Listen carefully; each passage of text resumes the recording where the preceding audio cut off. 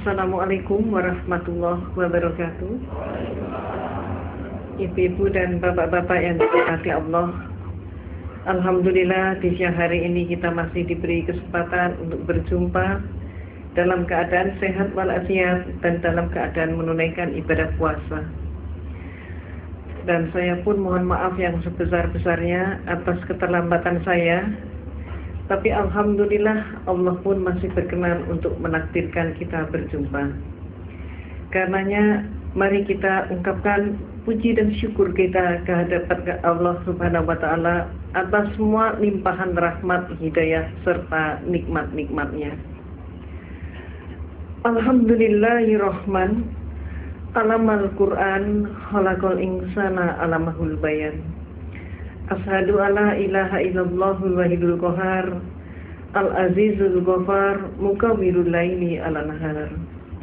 Wa asyhadu anna Muhammadan abduhu wa rasuluh wa habibuhu wa khaliluh. Allahumma sholli ala sayyidil mursalin wa ala alihi wa sahbihi ajmain. Wa man tabi'ahum bi ihsanin ila yaumidin. Amma ba'd. Qala Allah Ta'ala fi kitabihil karim, a'udzu billahi minas syaitonir rajim.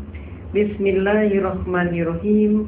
Kuntum khairu ummatin ukhrijat lin-nasi ta'muruna bil ma'rufi wa tanhauna 'anil munkari wa tu'minuna billah al-ayat. Wa qala Rasulullah sallallahu alaihi wasallam, kullu mauludin yuladu 'alal fitrah fa abawahu yuhawidanihi wa yunasironihi wa yumajjisonihi. Ibu-ibu dan bapak-bapak yang dirahmati oleh Allah, saya yang berada di hadapan ibu dan bapak adalah sebagai salah satu contoh mantan kafir. Dan disebut dengan istilah mantan kafir, saya pun mengucapkan alhamdulillah. Karena mantan kafir itu adalah orang yang mendapatkan hidayah Allah. Sangat berbeda kalau disebut mantan santri, mantan ustadz, ataupun mantan kiai. Na'udzubillah. Karena dia bukan mendapatkan hidayah Allah, tapi sebaliknya mendapatkan laknat Allah. Perbedaan antara saya dengan ibu bapak seluruhnya. Saya lahir dari keluarga yang beragama Katolik. Sedangkan ibu dan bapak begitu lahir yang didengar adalah suara azan dan iqamat. Ibu bapak berusia 5-6 tahun sudah masuk dalam untuk mempelajari kitab suci Al-Quran, belajar ngaji.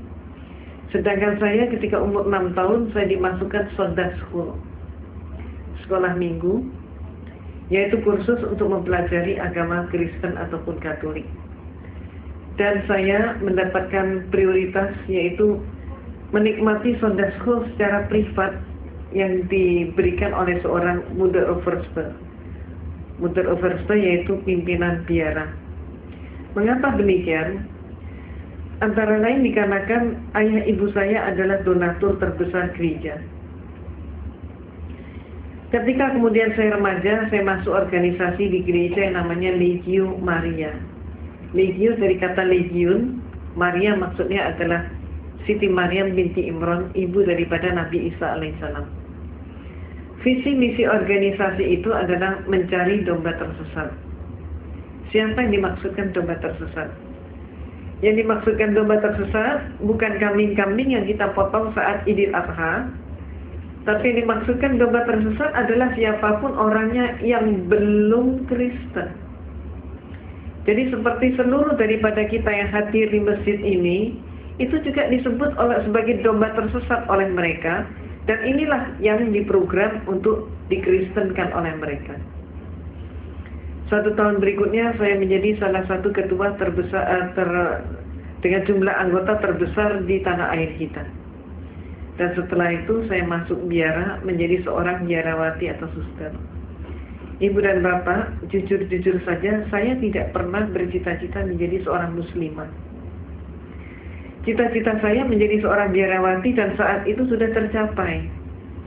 Namun pada saat justru saya sudah mencapai cita-cita saya, disinilah Allah menyelenggarakan kehidupan hambanya. Pada saat saya di biara, dari seluruh mereka yang masuk biara hanya ada 2 orang saja. Satu adalah diri saya yang diberi tugas khusus, yaitu untuk kuliah di biara dan sekaligus kuliah di Institut Filsafat Teologi yang disebut Seminari Agung, pendidikan akhir pastor. Di sanalah saya menekuni comparative religion, termasuk menekuni Islamologi. Tapi Islamologi yang saya terima di sana bukan untuk menyatakan Islam agama yang sama, tapi sebaliknya untuk menyatakan Islam agama yang jelek. Mereka menyatakan, kalau Anda ingin tahu tentang Islam, lihat saja umat Islam di Indonesia. Maka di Indonesia ini orang yang melarat agamanya apa? Islam. Yang bodoh agamanya apa? Islam. Yang kumuh di bantaran sungai agamanya apa? Islam. Yang kehilangan sandal sepatu hari Jumat siapa? Islam. Yang nggak mau bersatu, bercerai-berai terus siapa? Islam. Yang jadi teroris siapa? Juga dikatakan Islam. Maka teman-teman saya sepakat dengan kesimpulan bahwa kalau begitu Islam agama yang jelek. Pada saat itulah saya katakan penyimpulan itu belum benar. Islam jangan hanya dilihat di Indonesia, coba kita lihat bagaimana di negara-negara yang lain. Saya kemukakan contoh, coba kita lihat bagaimana di Filipina. Di Filipina ternyata orang yang melarat dan bodoh agama mereka bukan Islam, tapi adalah Kristen dan Katolik. Meksiko adalah negara yang miskin, dan di sana yang jadi maling ayam, pencopet, pencuri, pemabuk, pemerkosa, penjudi dan lain sebagainya tidak ada satupun yang Islam. Semuanya adalah Katolik atau Kristen. Mesir keadaannya berbalik dengan tanah air kita. Kalau di Indonesia kita berbicara tentang pembantu rumah tangga dan dikatakan beragama Islam, majikannya banyak yang non-Islam, tapi kalau di Mesir terbalik.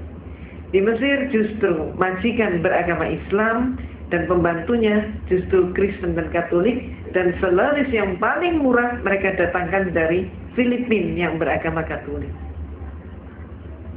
Irlandia adalah sebuah negara yang tidak pernah selesai dengan konflik internal antara selatan dan utara. Dan yang konflik itu tidak melibatkan seorang pun yang Islam. Semuanya yang konflik adalah orang Protestan dengan orang Katolik. Mereka itulah yang saling membantai dan saling membunuh. Dan oleh masyarakat Eropa, yang dijuluki sebagai teroris itu adalah Irlandia dengan julukan khusus sebagai teroris Eropa. Lebih lanjut lagi kita ke Italia. Di Italia yang menjadi gembong obat bius dan perjudian, tidak ada satupun yang Islam. Semua mafioso beragama Katolik. Maka saya katakan kepada dosen saya, Pater, sebutannya Pater atau Pastor, saya katakan Pater, tidak terbukti bahwa Islam jelek. Maka saya kemudian mengajukan solusi sekaligus usul, minta izin untuk mempelajari Islam dari sumbernya sendiri. Izin diberikan, tapi dengan satu instruksi, mencari kelemahan Islam. Inilah untuk pertama kali saya berkenalan dengan Islam. Pertama kali saya ngaji, saat itu saya masih di biara dengan kapasitas sebagai seorang biarawati. Tapi ketika saya memandang kitab suci Al-Quran, melihat huruf hijaiyah, saya pun jadi bingung.